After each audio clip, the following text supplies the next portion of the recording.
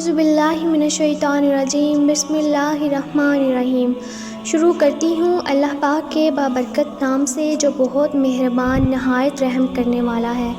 آج کی ویڈیو میں ہم آپ کو تاریخ انسانی کی ایسی ظلم بری داستان سنانے والے ہیں جس میں نواسہ رسول حضرت امام حسن رضی اللہ تعالیٰ عنہ کو تیسری دفعہ زہر دیا گیا، جس سے آپ رضی اللہ تعالیٰ عنہ کا کلیجہ کئی ٹکڑوں میں تقسیم ہو گیا اور آپ رضی اللہ تعالیٰ عنہ شہید ہو گئے۔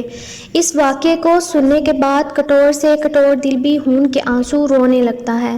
یہ واقعہ کیسے پیش آیا، آئیے اس کی تفصیل جانتے ہیں۔ آپ رضی اللہ تعالیٰ عنہ کو 2 دفعہ پہلے بھی زہر دیا گیا تھا، لیکن دونوں مرتبہ ظالموں کو اللہ پاک نے ناکام کر دیا اور حضرت حسن رضی اللہ تعالیٰ عنہ کو شفا بخشی، لیکن تیسری دفعہ جب زہر دیا گیا تو آپ رضی اللہ تعالیٰ عنہ شہید ہو گئے۔ امام حسن رضی اللہ تعالیٰ عنہ 27 صفر کی رات سوئے ہوئے تھے۔ آپ رضی اللہ تعالیٰ عنہ نیند سے جاگے اور حضرت زینب رضی اللہ تعالیٰ عنہ کو پکارا جو عبادت میں مشغول تھیں، اور فرمایا کہ آپ انہیں پانی پلائیں۔ چنانچہ حضرت بی بی زینب رضی اللہ تعالیٰ عنہ نے انہیں مشکیزہ لا کر دیا جس میں کہ ہیرا پیس کر ڈالا گیا تھا، لیکن آپ رضی اللہ تعالیٰ عنہ اس سے بے خبر تھیں۔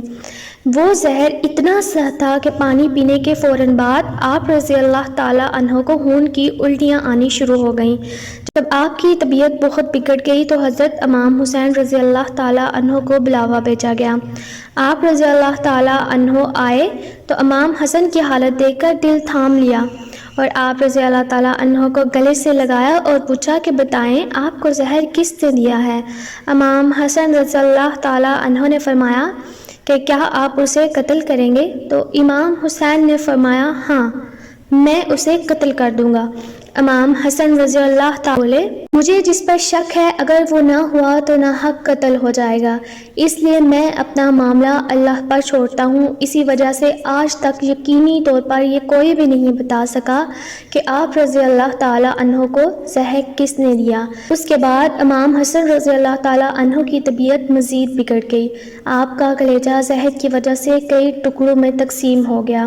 روایات میں ہے کہ آپ رضی اللہ تعالیٰ عنہ کے 3 یا 4 بیٹے تھے۔ بڑے بیٹے کی عمر 7 سال تھی اور وہ آپ کی بیوی ام فروہ آپ رضی اللہ تعالیٰ عنہ کے پاس بیٹھے تھے۔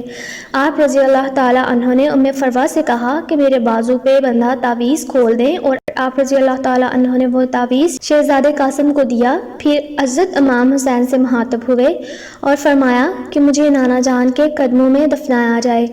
آپ رضی اللہ تعالیٰ عنہ کی شہادت کے وقت آپ کا رنگ سبز ہو چکا تھا اور انتڑیاں قے کی وجہ سے باہر آ چکی تھیں۔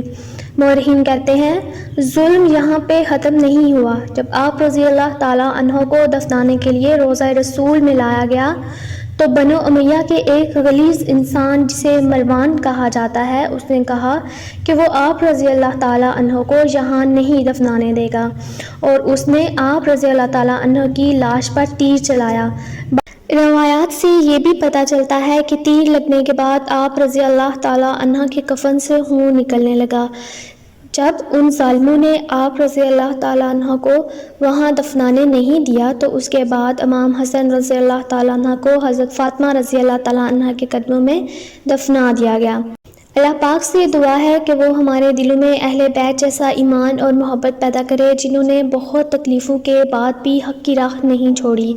ویڈیو کو لائک اور شیئر کیجیے گا، چینل کو ضرور سبسکرائب کیجیے گا۔ السلام علیکم، اللہ حافظ۔